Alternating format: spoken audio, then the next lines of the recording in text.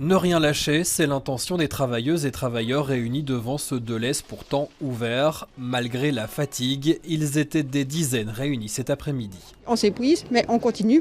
On sera encore là, on sera toujours là et on est soutenu par de plus en plus de personnes qui se rendent compte de ce qu'on vit, de ce qu'on subit. Et les syndicats se la jouent créatifs, rassemblements, sensibilisation de la clientèle ici, mais aussi chants, parades funéraires dans des magasins ou encore boycott surprise. En fait, on continue la grève en interne de manière différente et de manière surprenante.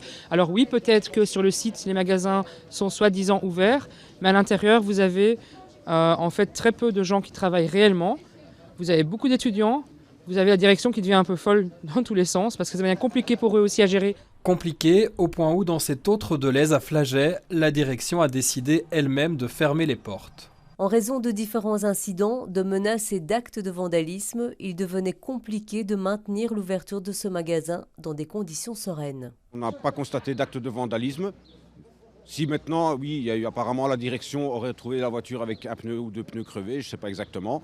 Si ça c'est un acte de vandalisme, par contre l'annonce qu'ils ont faite le 7 mars, ça c'est pas du vandalisme, c'est pas quelque chose de violent. C'était hier et certains employés refusaient de sortir du magasin. Alors la direction a appelé la police.